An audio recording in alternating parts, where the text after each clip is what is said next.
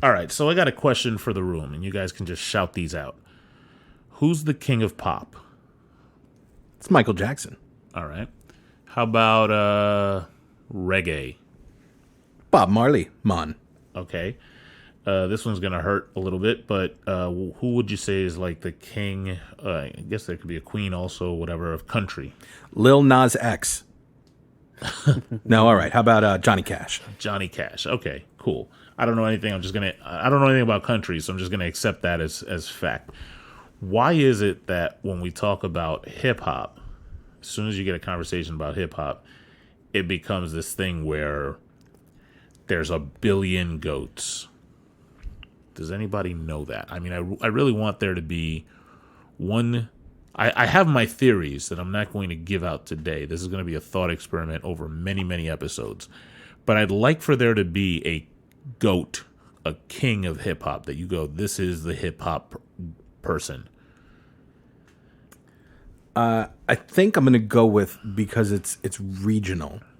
You have your East Coast, your down south Atlanta region. You have your Miami base. You have your West Coast.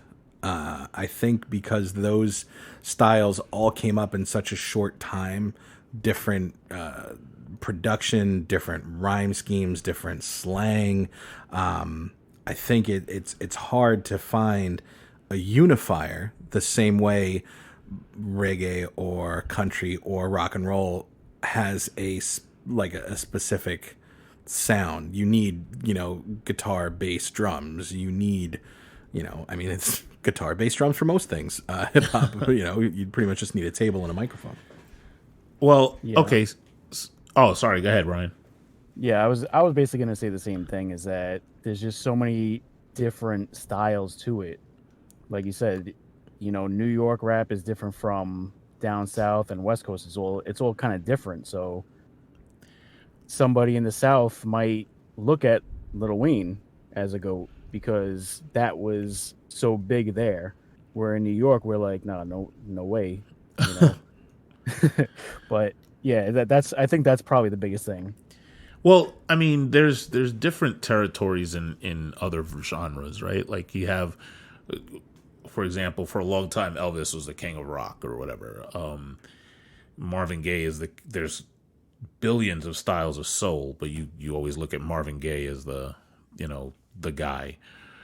James Brown, there's people that are, this is if you look at a genre, this is the person that defines that genre.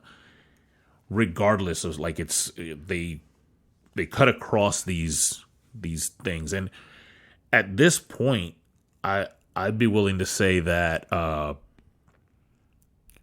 lot of artists transcend those styles. Like you have people that, like, you have a Ludacris doing a song with New York rappers, West Coast rappers, and so I really think that we can kind of drill down and get down to, a couple months ago there was this list of the top 50, and for whatever reason and there was a lot of, at least within the hip hop conversation, there was some controversy because somebody had put Joe Budden as number 3 on that list, and everybody, I mean, Yeah, that list was a little bit out there. you so to could say.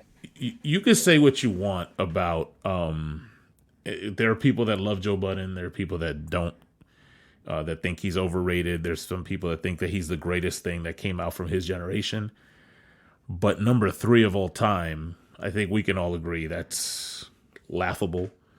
You know what it is when the 3 of us were in high school, or just coming up period, it was kind of well established that you had Biggie and Tupac. That was the definition of hip hop. But hip hop's kind of young, right? It's still, it came out exactly. late 70s, early 80s. It was in its infancy. I would say it was still kind of adolescent when Biggie and Tupac died. So now it's at a point where it's more mature, and we should be able to say, drill down to who exemplifies this genre the best.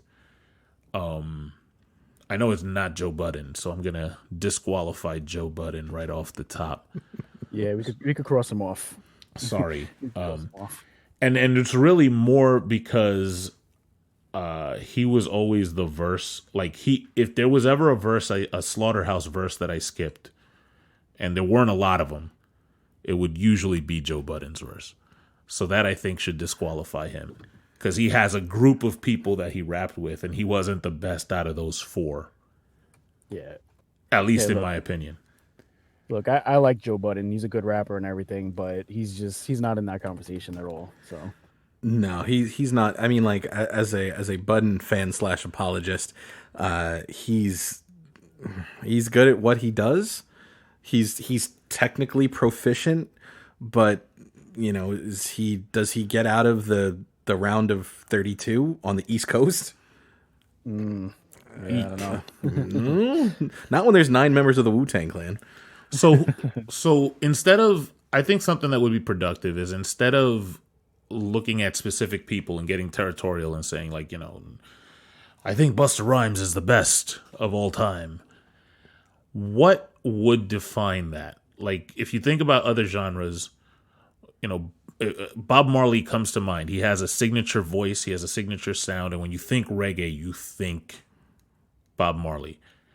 What would define, what characteristics would you look for in somebody who's a GOAT? Well, I think you got to look at everything all together. You can't just say that the guy who's the best lyricist automatically is the GOAT, or the guy who sold the most records automatically is the GOAT. You can't just narrow it down that much. It has to be a total package, which is what really makes it a hard conversation. I think part of the issue is that you said that it was hip hop was still in its adolescence when Biggie and Tupac died. I think the genre from there, I think at that point the blood flow was cut off from the limb, and eventually it just atrophied and withered, and we have what we have today without sort of going into that. I think you would have to look at when was the art form at its peak and who was doing it the best as far as what makes a good hip hop artist. You have to look at the ability to rhyme words, in a compelling fashion, the ability to rhyme words in a compelling fashion that can also form a narrative. And I think those are 3 really important pillars, because you have people that were excellent at one of those, but maybe not all of them before it became, derivative and reductive to a certain extent. And I'll say this, hip hop is the only art form that routinely dismisses the accomplishments of its previous iterations while at the same time constantly mining them for air quotes new material. I'm with that. When you were saying that, I was thinking like how many Slick Rick's lines have made it into people's repertoire, and then how many Biggie lines when everybody was going at Jay-Z and coming up with these compilations of Biggie lines that were in his arsenal. I didn't even, I'm pretty well versed on Biggie, no pun intended, but I didn't even realize how much of his stuff was in there. I'm like, wow. And I love Jay-Z, but I think you're right on that. Yeah, I mean, even in that particular case, because if you're having any GOAT discussion conversation, you at some point you're going to come across Sean Carter and Christopher Wallace.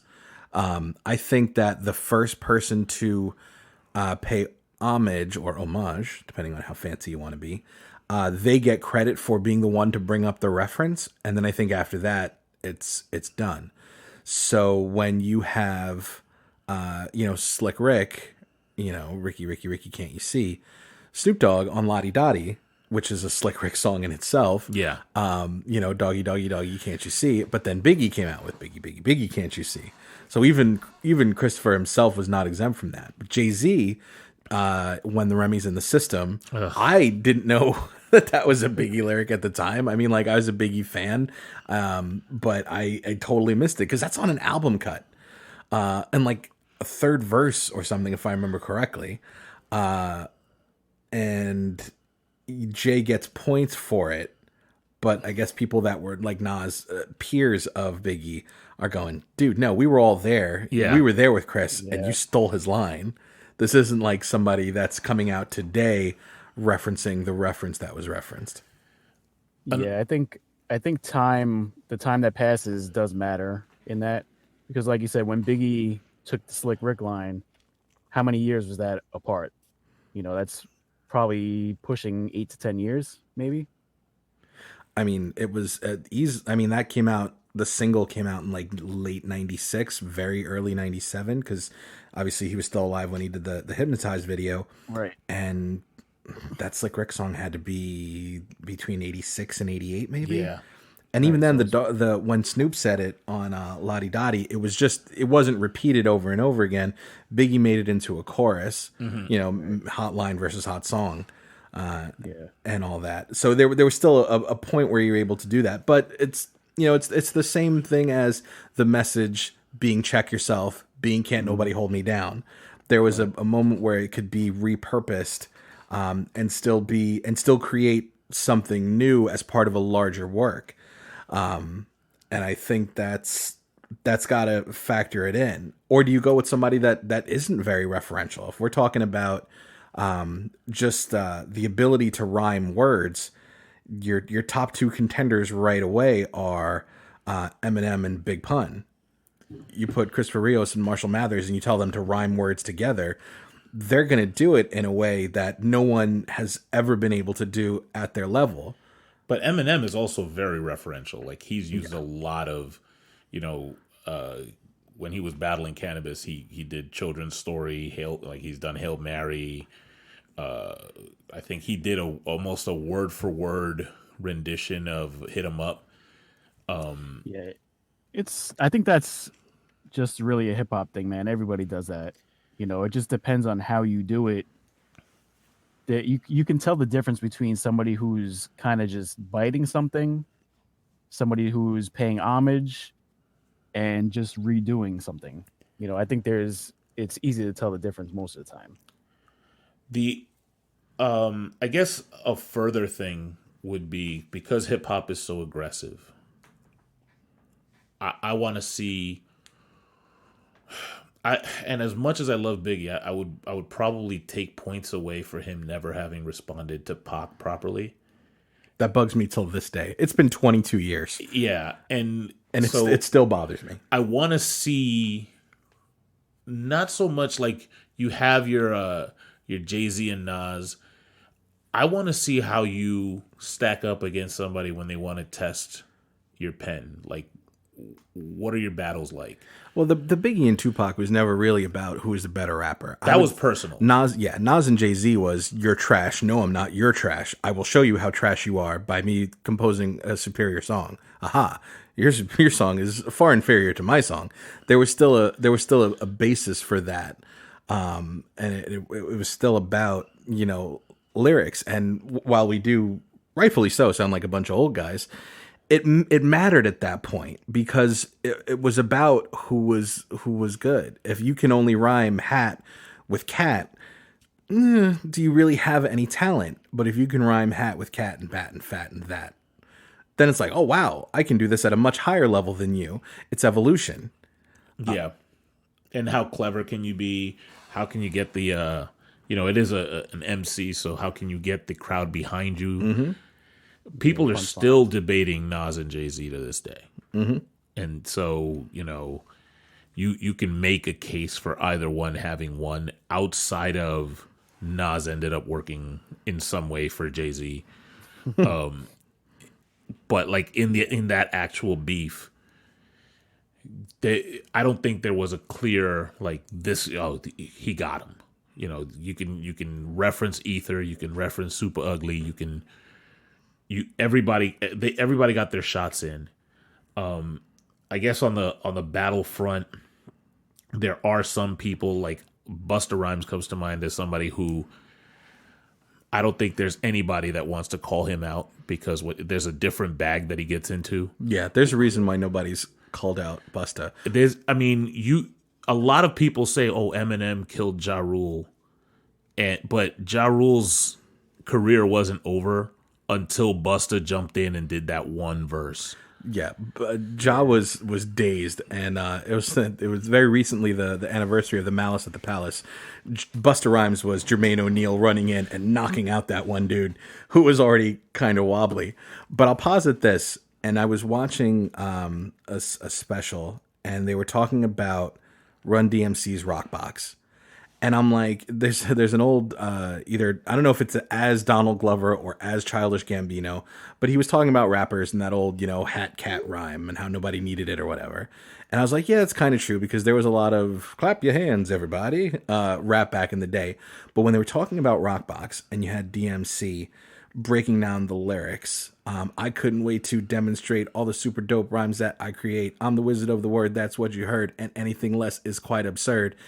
It's simplistic, but listen to it. Mm-hmm. I'm great at what I do. The idea that anyone is even better than me is ridiculous. Get the fuck out of here. Exactly. And he did it without cursing. He did it without having to do this diggity flow. He said it. And I think that is part of it. Now, I'm not going to put DMC necessarily in the GOAT conversation, but sometimes it can just be simple and effective, and it doesn't necessarily need to be like this whole big, genre moving thing in order to really leave a, to the opposite of what I just did, say a lot with very few words. So how do you think about one thing that I think about is how do you come back from the adversity of having like a bad song, a bad verse? Because not every single track by somebody who's the best of all time is going to be, not every single one of Floyd Mayweather's fights was a Picasso. He had some bad nights. So how do you come back from that? Like people talk about, oh, Jay-Z, Eminem got you on Renegade. Yes, no, I think some people don't really. I mean, after Jay-Z is one of those artists that you hear a verse from him, and it'll take you 3 years before you're like, holy fuck, that's what he was saying. Yeah. But how do you come back from people saying that? Do you kind of shell up? Do you come back stronger? I mean, do you come back with a Black Album? Yeah, I think if you're Jay-Z, I mean, you just kind of shake it off and keep going. Do the next, whatever your next project is, come back stronger. That's it. It can be argued that part of that, I wouldn't put it past Sean Carter to do that purposefully. Volume 1 was just okay. Volume 2 was way better. Volume 3, just okay. Dynasty, from what I understand, Dynasty was also just okay, but then the Blueprint was incredible. Blueprint 2, I thought was probably Jay-Z at his rhyming peak, even though it was kind of all over the place. So he comes back with the Black Album. He only took 2 years off. Black Album came out in 2003. Kingdom Come came out in 2006. So he missed the fourth quarter 04 and fourth quarter 05, where he usually puts out albums. And people acted like he hadn't been in the ring for 15 years. But you can hear him that he's lost his fastball in Kingdom Come. Just some of the rhymes that he chose, whether he was trying to appeal to a younger audience or to try to make looking like getting older being cool, with 30's new 20 songs like that. But then the very next year he came out with American Gangster, which has him conceptually really good. His production choice, his choruses, which were especially weak on Kingdom Come, and just his overall technical proficiency. It can be seen that he will lower the bar just to raise it, so he's got something to compare, to compare against. Well, yeah, it's interesting that you mentioned that too, because I would say there's a good chance that you can say the Black Album is Jay-Z's best album. It's definitely debatable, but it's easily one of his probably top 3 albums. Then he took off that time and came with Kingdom Come, which is arguably his worst album. And then he came back with American Gangster, which coincided with the movie, which was back to being a pretty good album. And I forget what was after So it was American Gangster album. It was American Gangster, and then it was Blueprint 3. Right, Blueprint 3, which was good. Which was a good pop album. Yeah. It's a good pop album. Here's Jay-Z and my friends. I'm with this guy named J. Cole and this guy named Kid Cudi, and then this guy named Drake, just to show that he could still do that. He was still hang. Yeah, one of the best songs on Blueprint 3. I mean, like, you had Kanye Stole, Run This Town. Death of Autotune I really enjoyed, but one of if not maybe the best song on the album was a Jeezy track, As Good As It Gets. And Jeezy ended up killing that. And then after that, he did Magna Carta, Holy Grail, which was like tops out just okay. But then he came back with 444 after Lemonade, after his whole his married life was all over the place, and it's a completely different conversational style, vulnerability, talking about things like. It's used so much that it's become a cliche, but the chestnut checkers thing I think applies. And when you're talking about the career of Jay-Z, like, let's take away like the deep cuts, like with rhyming with Original Flavor and Hawaiian Sophie and all that, and just go from Reasonable Doubt forward 20 years. I didn't pay attention to the project he had with Beyonce past the one single that they came out with. Me either. Yeah. So I mean, a grain of salt cheerfully applied, but you've seen a guy that's worked in several different genres, seemingly catching them at just the right moment. So maybe Jay he caught him at just the right moment, and because he did it at such a level, sped up soul samples became popular. Because of the work on the Blueprint and the Pharrell Neptunes tracks, and they're all pretty popular. But Jay makes it a thing, like it's another cliche, Jay-Z type beat, Neptunes type beat. Came from that. So take Jay-Z, and I love how you broke that down, like good, bad, right? And flip it, and you have somebody like Eminem, whose first 3 albums were downright goddamn classics, and then had a bunch of albums that, like, even though the technical proficiency was there, and he's still, like you say, rhyming words, the speed was definitely off the slider. There was a lot of no movement to the curveball. It was like, I have a theory on that. Would you like to hear my theory? Give it to me. So I'm placing blame for this squarely on the shoulders of Curtis Jackson, and I'll tell you why. Eminem, the crazy white boy shtick. A lot of what he did was aggressive counterculture. I don't like boy bands. I don't like these other underground rappers, that people that are interested in me because they know I'm an underground rapper. I don't like any of that stuff. It's the Aftermath beef formula. 50 Cent comes along and he got shot 9 times, legitimately shot 9 times.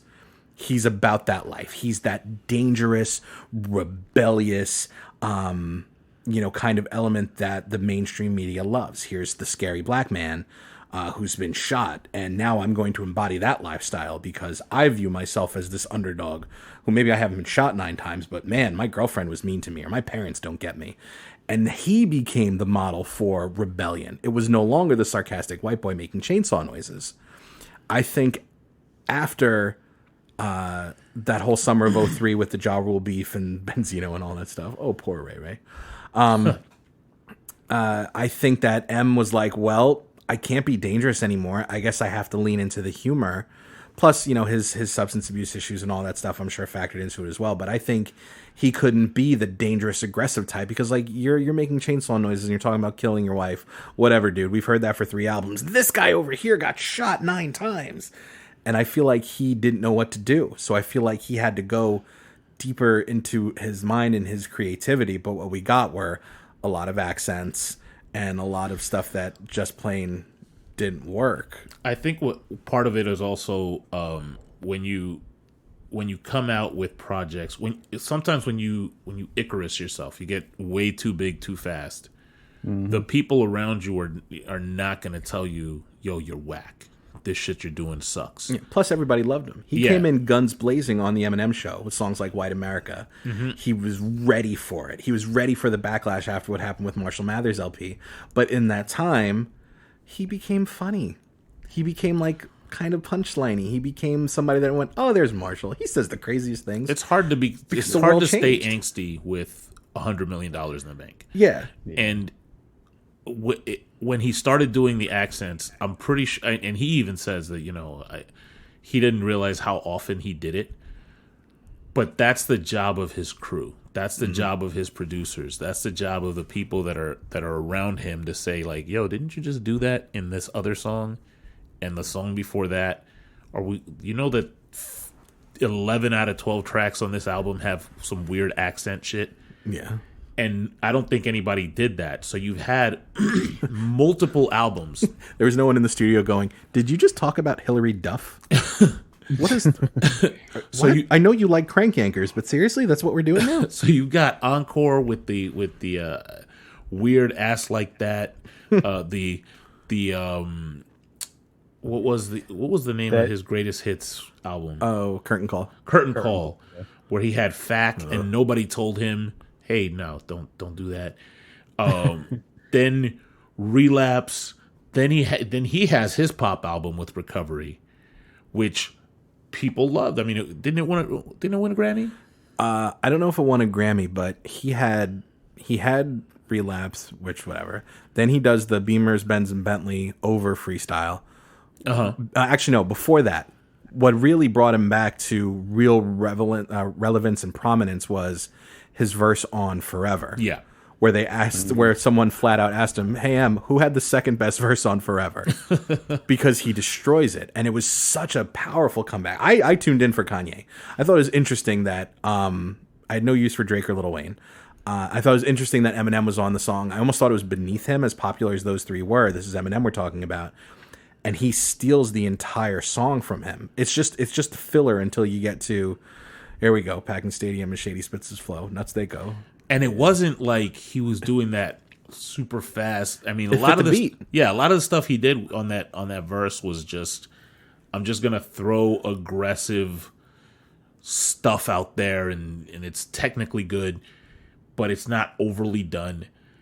And then for me, the Marshall Mathers LP2 is probably, I mean,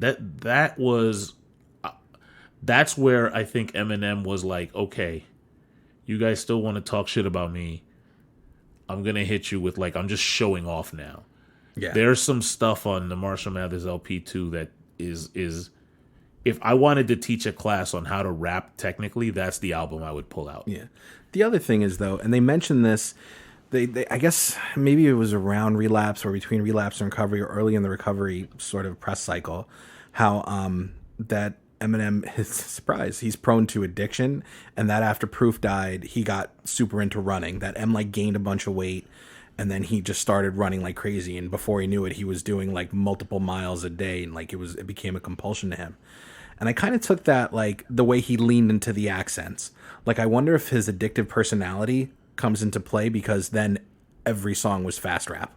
Even Fast Lane with Royce was that fast rap. There wasn't a lot of fast rap, if any, on Recovery, but Marshall Mathers LP 2, there was just a ton of that. I mean, Rap God was just all Fremelim Ding Dong fast rap. Yeah. So, and I mean, after that, I mean, I didn't check out, was it Revival? Revival slept on. A lot of people hate on Revival. Revival has a lot of really great gems in it. It to me, it's a sleeper. Is it his best album? No, not by a long shot. But if we're talking, let's say this. Let's say there's every rapper would probably have a 3-album peak, and I'm doing this specifically for Biggie so that we can count Life After Death as 2 albums. Okay. So if you say you got to have a 3-album arc to be considered the GOAT. After that, anything else before or after, So I mean, no one's gonna put the Slim Shady, Infinite in there, but you put Slim Shady LP, Marshall Mathers LP, and that's the definitely and then the M Show. That's the peak for Jay. Let's probably go Blueprint 1, Blueprint 2, and then Black Album 1, 1, 2, and 3. I imagine. Tupac didn't put out that many albums. I think it was Before he died. Yeah, before he died. So I think you would have to take that, at least that period of time. And the crazy part is nowadays a 3-album mark is 3 years or 4 years. Drake's released 3 albums in the time that we've been recording this, all surprise releases. But back in the day, like 3 albums could cover a span of 3 or 4 years. You know, I mean, Marshall Mathers LP was 2000. Slim Shady LP was what, late 98, and then 2002 was Eminem Show. So that's 5 years or 4 years and 3 albums with that level of productivity. Same kind of with like Ready to Die was 94. Yep. Life After Death was 3 years later. Yeah, it was 97, and in between he had, Biggie had all those verses. You know, that actually brings up a great point, because in that era, because it took so long between releases, you had to pack your album with enough stuff to get me talking about you for 3 years. Mm-hmm. Well, Wu-Tang did that. You had the Wu come out with 36 Chambers in 93. Then Wu-Tang Forever doesn't come out until 97. And then I think, Christ, when did the W come out? 2000 maybe? Early 2001? Yeah. And then Iron Flag was the end of 2001. So they hit 2 and had to be within a year. I'm going to look that up. That's going to bother me. So I like the idea of a 3-album mark. DMX had 2 albums in the same year. Mm-hmm. Yeah. And they both went number 1, famously. Yeah. Yeah.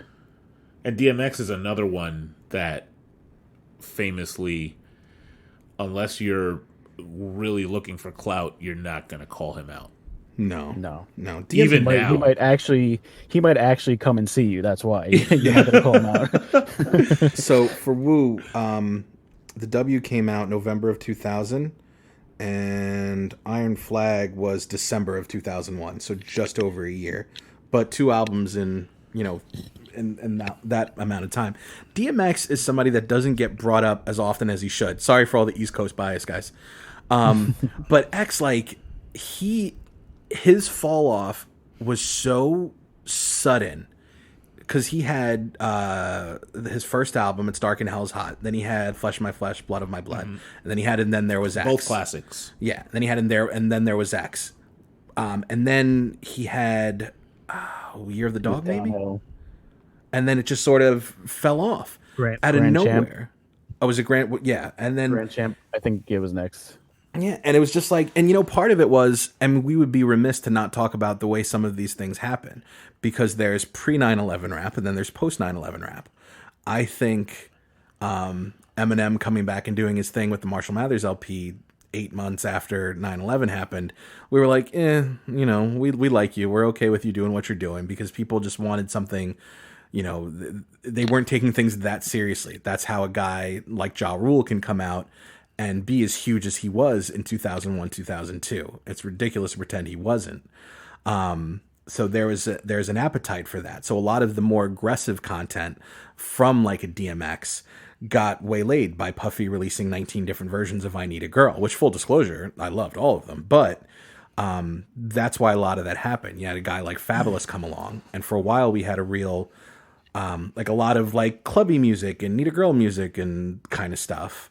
Up until 50 Cent came along and we got more of the aggressive content. We got 50 Cent. We got a lot of the crunk music, which... But to keep it a buck, like 50's, if you go back and listen to 50's debut album, there's a lot of, and a lot of it has to do with the fact that it's Dre, but there's a lot of really catchy, almost absolutely poppy, like he's saying things, but it's still kind of like, I could bop my head to this. Yeah. Yep. Like, and not aggressively. Like, this is... It was aggressive in a way that we... I remember listening to that on the way to fucking Six Flags, like, with I don't want to get racist, but like non-hip-hop people in the car. And they were all, they didn't feel 21 questions. But yeah, they didn't feel like something bad was going to happen to them. That's to me a mark. Like, if you listen to, like, Tupac's Can't See Me, you're not listening to that track around people that don't listen to hip hop without them looking over their shoulder like, where am I right now? Yeah. So another 3-album run that you probably had to take into consideration. And damn shame what happened to him after 2012. Not sure, so don't update me.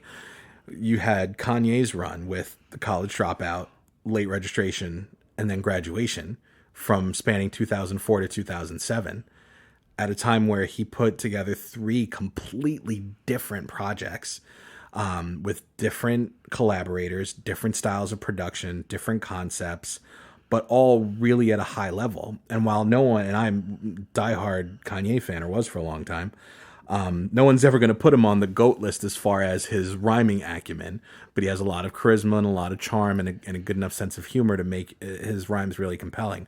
But that's another 3-album arc that would need to be, considered for who and what he does. So a question that I will pose is, how strongly should influence count when you're having the greatest of all time debate?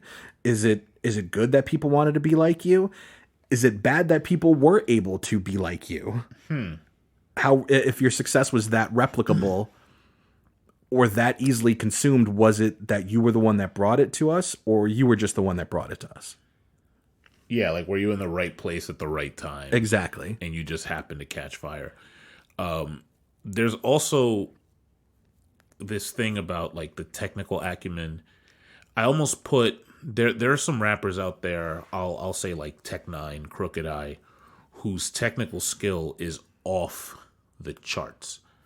A lot of rappers do not do songs. A lot of rappers that are your favorite rapper will not do a song with Tech Nine because they feel they'll get embarrassed, and that's an actual thing.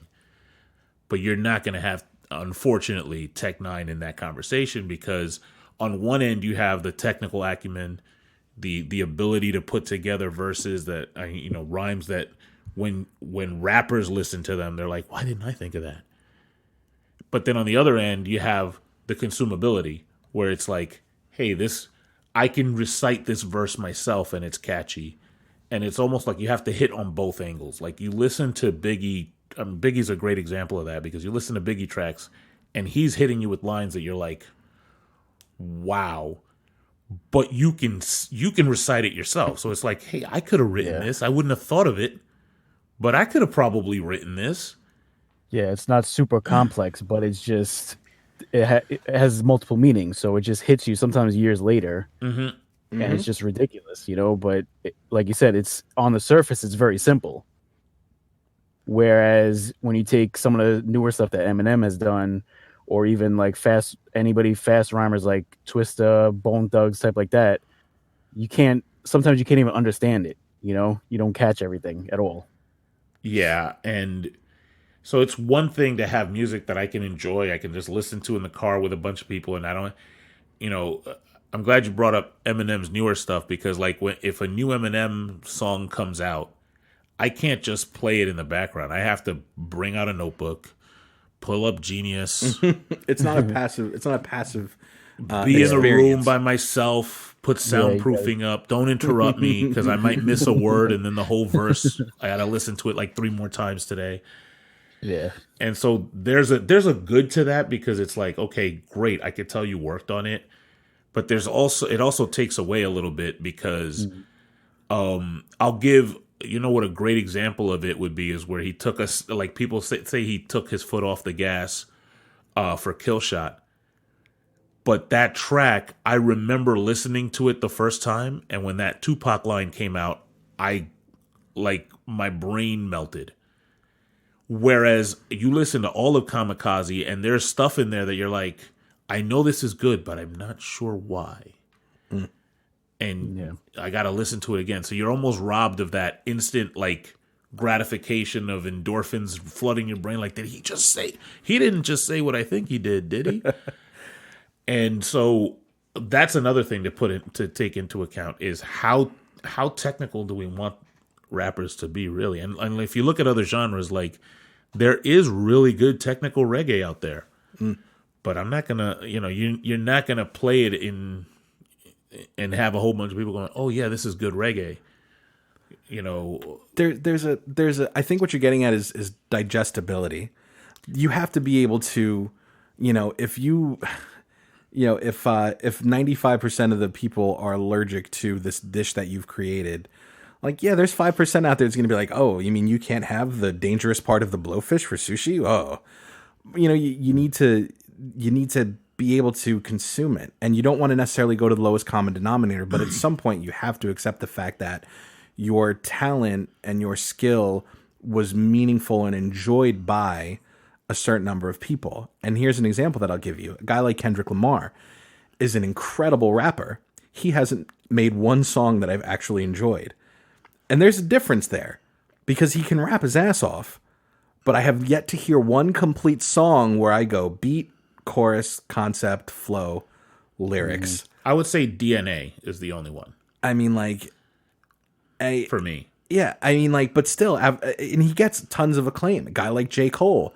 J. Cole, there's a warning on his labels, and it's not explicit lyrics. It's do not operate heavy machinery while listening to this album. Because he's technically very good, but he's only got one kind of speed. So do you take that into consideration as well? Where it's like you're really good at just this one part of it, but you can't put it all together. And hip hop, the other thing that's really important, and I'm definitely guilty of this, is if you don't have the right production around somebody, forget it. People like to make, there's the distracted boyfriend meme where there's the guy in the middle holding hands with the girl on the right, but staring at the girl behind him. And Nas is the guy. The girl he's holding hands with is beats by like DJ Premier and, the Just Blaze and the like. And then the girl walking away is lousy producers. And that's a huge part of someone's legacy is what you're rapping over compelling enough to keep me interested, or is it sonically disruptive? And that's a big part of it too, because it's all about your presentation, and it shouldn't be. You should be able to serve someone a 5-star meal on a paper plate, but you can't necessarily do that. I think it is relevant because you can. I mean, if you can write your ass off, but you can't recognize a good beat, I think that's important. I think that's important to note. You look at great partnerships, Gangstar, Diddy doing beats for Biggie, anybody that did beats for Tupac on All Eyes on Me. There's a completeness to a thought that you're saying, I want this particular sound, and you have to be able to walk into a room and say, I don't care who the producer is. If it's not the sound I want, I'm gonna just walk out. Because I'm sorry. Go ahead. No, go ahead. Well, I was going to say there's a difference between good rapping and good songs and good music. Like, and Nas was a pretty good reference because I kind of feel the same way that he's a really, really good rapper, one of the best, but he hasn't made that many good songs that you just listen to as just songs. And Eminem kind of suffers from that too, in a way, because a lot of his stuff is very technical lyrics and stuff like that. And, a lot of stuff you wouldn't play around. And I'll just add him to the, we already said Busta, we said DMX. We'll add Eminem to the list of people you probably shouldn't be calling out. No. And then, yeah, of course. Yeah. And then piggybacking off Brian's point, you have a guy that we just mentioned a few minutes ago, whose career was completely made off the fact that he had at the height of his powers, Dr. Dre. His 50. If you go back and listen to Get Rich or Die Trying, it's buoyed by the production to such a ridiculous degree that if you're looking for lyrics, that's not necessarily an album that you go to. He still had his fastball then. You can tell that he still was pretty much just rapping, because any post Get Rich project, and Jeff, like you and I both have written songs, we've recorded songs. Can you hear him reading off the paper as clearly as I can? Yeah. Brian, can you hear that as well? Because I feel like that was a huge thing for his post Get Rich production, is that it sounds like he's like, well, I got to do all these meetings with G-Unit clothing and vitamin water, and kicking people out of G-Unit. I guess I can write these lyrics down and read them off. It sounds like he was doing 3 takes and then he was going to go. That was really jarring. I never thought of it that way, but you're right. Absolutely. Because there's a definite difference in the sound after Get Rich. And Get Rich is one of my favorite albums ever, But yeah, he definitely fell way off even by the next album. I mean, like songs like "If I Can't," oof, he's not saying much, but he's really rapping his ass off there, and that carries a lot of it. So even though he's not necessarily, he's conceptually true to his songs, which is good, but you can hear the passion there, and I feel like that's missing from other projects where it was more so about the brand and the image than the music. But he was, I feel like if you put anybody, I think if you put, Joe Budden in that Blessed by Eminem and Dr. Dre spot, it's gonna, it's gonna pay off at that point in time. If you listen to the last Ed Sheeran album, where he had all the duets and guest spots, there's a track on there with 50 and Eminem, and if you ever want to hear him mailed in, like the definition of I did this in the closet of my mansion because I was bored and Ed Sheeran wanted me to do a track for him. The check cleared. I mean, I didn't like Eminem's verse on there. I didn't like 50's verse. Like if you really listen to 50's verse and look at the lyrics to what he's saying, he sounds old. Like it's almost like he's using today's slang, which I hate, and just throwing it in there. Like I think he says super lit at some point for some reason. And like there's one run in there where he just throws a bunch of them in there, and it's like, like thanks. It's the first time I've heard 50 and thought my grandpa's rapping. Like he's just throwing things and for no reason. Yeah. The coolness is gone. And so like the timelessness, I think, is also a big, like you can Biggie. Another good example for that is you can listen to Biggie songs to if you found somebody who's into, and let me just list off, fuck mumble rap. So no mumble rapper is going to be even considered for this. And GameStop. Fuck GameStop. Let me see. Rappers that are just pop rappers. So sorry, CeeLo. Yeah, sure. Yeah, none of that. But if you get to somebody who just listens to today rap, and you play a Biggie song, and they've never heard of Biggie, they might tell you when is this coming out? This is the shit, and it's 20 something years old. Yeah, it doesn't sound dated. No, I was just gonna say it doesn't at all. You could put on like Notorious Thugs. You can put on What's Beef. Like the production, it's got different elements. Like it's East Coast, but it's not so East Coast, and it captures such a hyper specific moment in time.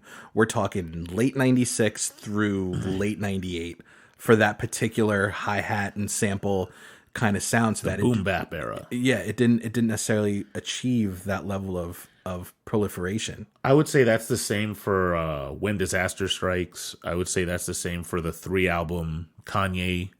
Those are to me are going to be timeless no matter what he did after that. The ironic part is if you don't sound like production has sounded for the last, God, I'd say almost 9 or 10 years, where that first it started with like the Lex Lugers of the world, that heavy dramatic synthy stuff. And then it moved to the Metro Boomin stuff, to every song virtually sounding the same. It's all very, very Southern influenced, but it's like, this is going to sound like super old man thing. I can't tell them apart.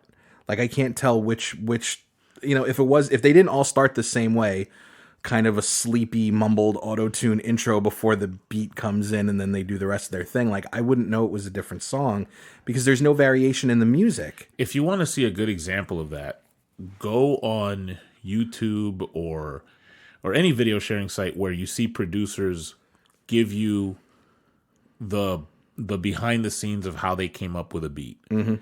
And if you do it for like somebody like DJ Premier, or I'll go further back like Jazzy Jeff, you'll see I composed this from whole cloth, or I put together like I scratch this out myself.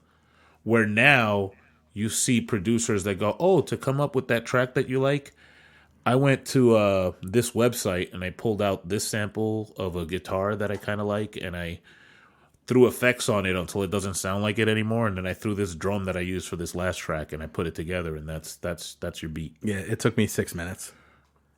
Yeah, and so and they'll actually recreate it in front of you, like I just did this and this and this, and there you go, and you're like, oh, yeah, loop it for loop it for 125 seconds, and there you go. And and the thing is I was having a conversation last night about I swear this is relevant, like TV shows that overextend their welcome. Characters that start out very based in reality, and then they go out on a limb, and then another limb, and then another, and then another. Jumping the shark. And if you, well, not so much even jumping the shark, but you can see the cliff that they were on and where they are now. And in this audio only medium, if you want to take your hand out, hold it flat on your left side, about chin level, and take your right hand and put it all the way up above your head. That's a pretty wide chasm.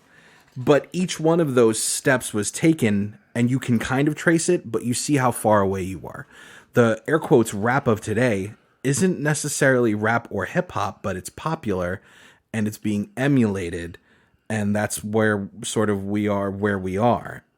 So I don't think you can even count a lot of what's happening in terms of mainstream music as hip hop today, but you dress a certain way and all of a sudden face tattoos are a hip hop thing when no, just because Lil Wayne wanted to tattoo his face, like that's cool. Lil Wayne also drinks cough syrup recreationally. On purpose. Yeah. I've been saying something like that a lot, is like that the hip hop we have now it's like a whole new genre almost. Yeah, like precisely. Like how, especially with rock has, how many different subgenres, heavy metal, alternative, blah, blah, blah, and so forth. I think hip hop needs to be broken down more firmly into different genres like that. Yeah. And the issue is that hip hop, as soon as something comes out, it's cannibalized. Ariana Grande was singing songs with the late Mac Miller rapping, and now she's doing these weird trap-esque beats. As soon as hip hop creates something, the pop world will cannibalize it, and then it becomes something poppy. You want to find a good rap beat nowadays? Listen to a pop artist. Taylor Swift had some good beats, which sounds ridiculous, but it's true. And I think hip hop has to keep going in these crazy directions because it's got to appear young. And this is Conspiracy Corner here. It has to continue to be the music of revolution and rebellion because a certain segment of society will always embrace minority culture in order to rebel, and that's why it keeps getting served up the way it has. There's a reason why NWA and Public Enemy are revered differently, because Public Enemy scared the man, NWA scared parents, and scaring your parents is rebellion. It is identity. It is a part of the growth experience, and that's why I feel like hip hop is discarded as the way it is, because no one wants to rebel by embracing a 45-year-old father. Jay-Z turns 50 this year. Jesus. No one cares about Sean Carter in that aspect. But Lil Face Tattoo, of the Supreme Gang or whatever they do now, they, that's still, face tattoos are still shocking. So when somebody's just recycling all these, Lil Peep lyrics, that's part of it. You're implying that, well, by saying recycle, you're implying that there was something to cycle. Right. This is true. Now, I'm going to go in a completely different direction. I just want to throw out somebody that sort of hit me the other day. I was listening to the original Welcome to Atlanta. And I think we need to take at least just a minute or two to talk about how really good Ludacris was, because in the GOAT debate, switching it back, as we are done yelling at clouds, Luda was incredible, and I thought that his run, like his Made You Look remix verse, his verse on You Don't Have to Call, but when I listened to the Welcome to Atlanta verse, I've heard the remix so many times that I never went back to listen to the Ludacris version. And JD, Jermaine Dupri, God bless him, the Shang Tsung of production. He's just that's not mine. Shouts to Mecca from Two Dope Boys. That was his. Luda he's incredible. Like, if you haven't listened to the verse in a while, you really should. And it's made me want to go back and revisit some of his earlier catalog. And it's almost unfair how good he is because he had an ear for production. He had a magnificent voice cultivated from when he was Chris Leva on the radio. Conceptually, he was good, even if it was just something as simple as, get out my business, roll out. Move, bitch. Yeah, exactly. Move, bitch. But like, he was so lyrically talented, and the South, despite the Killer Mikes and Outcasts of the world, is maligned as not being lyrical. Yeah, sometimes for really good reason. But then you've got a guy like Ludacris, who to get respect, you had to be able to rhyme well, because we were off that cat hat bat fat rap a long time ago. So I just needed to pour out one time something for Ludacris, because he's a lot more than just Tej Parker, even though I love Tej Parker. Yeah. I have respect for Luda as a guy from the South, because he doesn't sound so much like a Southern rapper, because like you said, he was very good lyrically. It was just different. He didn't fit in with like Lil Wayne, for example. No, he didn't fit in with who Wayne. Who had that extreme South twang and everything, where Luda didn't really have that. You could understand what he's saying. I listened to a guy like T.I., and I don't know what the hell he's saying. There was a time when I was maybe more tuned in and heard more T.I., but if you listen to a T.I. song now, you're like, what happened to the rest of his words? Does he know that they just sort of drop after, like, whatever the last syllable was, he just completely leaves it off. I at some point I was, really in tune with that. And now if I listen to like Bring 'Em Out or something, I'm like, I don't know what he's saying. See, but that's another style thing, because T.I. does that similar to how Joe Budden does the opposite thing. Like, he'll take the last syllable and elongate it. Mm-hmm. And so one of the things is, like, if you do, like, if I take an East Coast rapper and I put him on a song with T.I., can he adapt that style? Right? If you take a Southern rapper and you're putting them out in the West, can they do some G-Funk? Can they sound good on there? How can you adapt your stuff? Now, if T.I.'s done songs with Eminem, T.I.'s done songs with a few people in outside of his genre, and he sounded normal. Like, it's just, I guess his style is the way it is. Well, where Tip gets credit, where Clifford gets credit, is you look at something like Swagger Like Us, and he's on a track with Jay-Z, Kanye, Lil Wayne, and he arguably steals the show with his verse. Like, you could tell he was probably the last one to record his verse when he saw what he needed to do, but he's writing a very complicated beat. Those drums are not easy to rhyme over. Yeah. And he really does kill it, and I can actually understand what he's saying. But here's another one.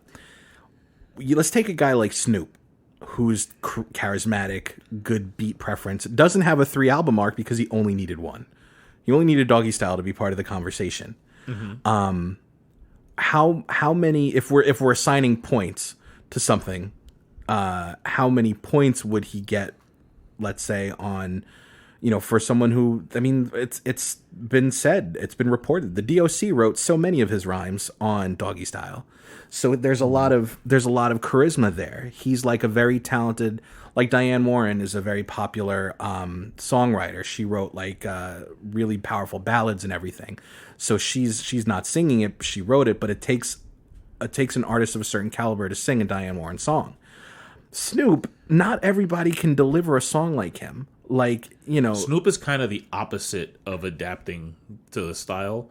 He can go to the East Coast and make, like, he's like, no, this is mine now, and make you do a Snoop style song. Like, you're going to do a Snoop song when you have him featured.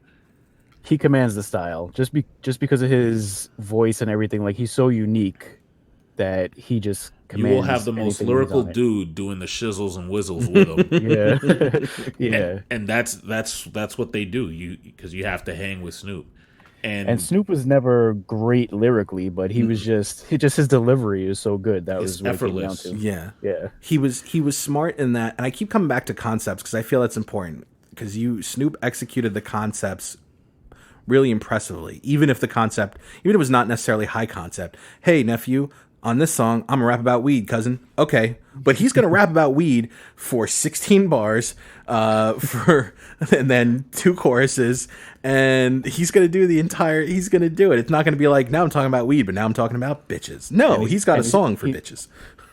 Well, and it's 25 years later, and he's still doing it. And he's still rapping about weed. And he did it. But then you've got a guy like Redman who he's technically proficient. He can ride a beat, but what the hell? Punchlines for days. What is he saying? Like, I don't know. Mm-hmm. I mean, like, Method Man is incredible. What is he saying? Yeah, if you listen to the Rockwilder, it's 2.5 minutes of wondrous lyrics, but nobody can tell you what a Rockwilder is. Yeah, But it goes nowhere though. It goes nowhere, but it's incredible, and that's another mark that I think goes into their favor is that you're enjoying it the entire time. Yeah, whenever that song comes on, it's like, okay, I'm gonna break the speed limit for a little bit. Right. Hopefully, there's no cops on this stretch of highway. Yeah, yep. Like, well, I'm driving with my knees because the Rockwilder is a perfect song. It demands your full performance attention. Like, you can't just sit there and like be in a confined space listening to that. But I mean, it's fantastic. That's something that makes a great song though, because you're right. It's not really going anywhere, but it just gives you that feeling. It gets you going basically. Yeah, it's we've lost that in hip hop, I think. Oh, totally. I mean, you've got the 2-man game there that you don't really necessarily see a lot of. The back and forth. The back and forth is so good, and nobody does it. Nobody does it. And then, if we're speaking about back and forth teams, you got to talk about Jadakiss and Styles, especially and they don't go back and forth and We Gon' Make It. No, they do actually. They do go back and forth and We Gon' Make It. I mean, the man's walls lift up. His bathtub does a 360. I mean, like, We Gon' Make It is incredible. Just the way it like at some point in my life, I am rapidly approaching 40. I need a t-shirt that says "fuck the frail shit," and I'm just gonna wear it. Maybe even like church and be like, no, because God came up with "fuck the frail shit." Because no one else is coming up with that because it's incredible. Yeah. I mean, like, you really miss that a lot. And then, my God, I just thought of another one since we're just rapid fire. Tretch from Naughty by Nature. Oh my God. My wife and a friend of ours back in June or July, we saw the mixtape tour with New Kids on the Block, Debbie Gibson, but also Salt and Pepper and Naughty by Nature. Tretch came out with a very long, very racially insensitive Indian headdress, Native American headdress rather. But he was incredible, and he's once again conceptually, but he's rapping fast, but he's saying things like Tretch doesn't get the credit that he deserves as far as like being in that early 90s group that came out, and he had hits. It wasn't just a one-hit wonder. They have at least 4 or 5 across 3 albums, like legitimate singles that made a big impact. In the same vein, you would see like Sticky Fingers. Mm-hmm. In the same vein, I would say Andre. Oh yeah, like Andre should be on everybody's list, but is not for some reason. Because people, I'll tell you why. Because I think people are bitter that he hasn't done anything since. He wanted to become an actor, and then his acting career kind of fizzled out. You know something interesting about that?